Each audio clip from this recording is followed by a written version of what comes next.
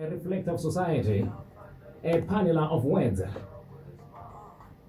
a prophet as well, an activist, the itcher, that cannot be scratched, and that is poet.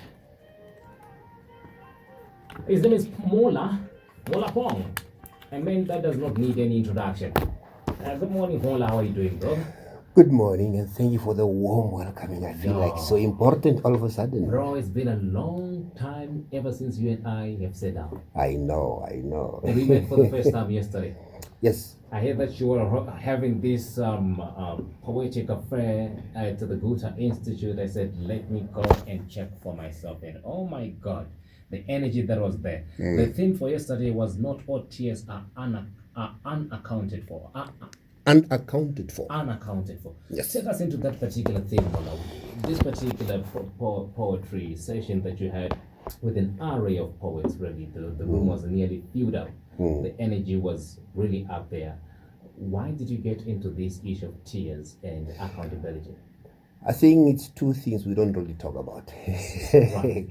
Whether socially, politically, personally, spiritually, and otherwise. Nobody talks about it. And I thought the idea of talking about tears, especially the ones we don't talk about, Right.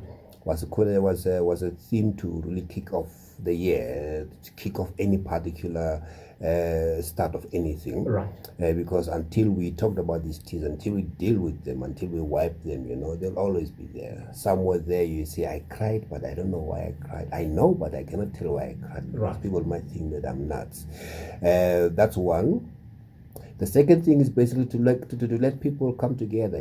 Grieving together is much more easier. It was more like a grieving therapeutic alone. process yesterday, where as I looked into it, I mean, you take a look at some of the poetry that was put out there, very emotional poetry, and some of the poets saying this is personal. What is the role of poetry when it comes to therapy at a time when we're talking about mental health? I think the fact that people talk about it, I think if you don't talk about an issue, it remains an issue. Right. But as soon as you start talking about it, it becomes not your burden, it becomes a group, it becomes a process that you're engaging a lot of people in. And then poetry, since it's a personal thing, poetry cannot be isolated from the person. Right. It's your personal experiences, your opinions, your observations. So it's a personal thing to start off with. And the fact that you're sharing it, you're talking to people about this, you're trying to bring forth an idea, a dimension within the same subject that people have, Right.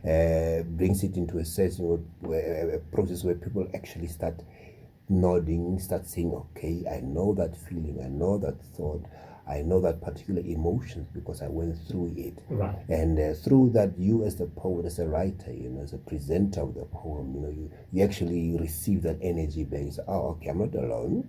There are a lot of other people, Now the question is, how do they deal with this particular issue? Right. And through that process of give and take, especially with the energies, you basically start to get a relief. You start Right. saying, okay, I'm not alone. There are other people, so they must have gone through these things. They must have overcome these things. So how do they go about that? That's where the discussion comes. Right.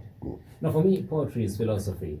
Poetry is something deeper. It's therapy, as you say. It's the terrains of emotion, just to retrace those and to try to put them on paper. For me, poetry says something. Sometimes it does not say anything at all. It was Dambudzo Marichero said, sometimes if you want to look for a meaning in a poem, you might not find it. Yes. And it's about energy and the arrangement of sound, semantics as well. And the punctuations. Don't forget the punctuations. As well. Now, the poet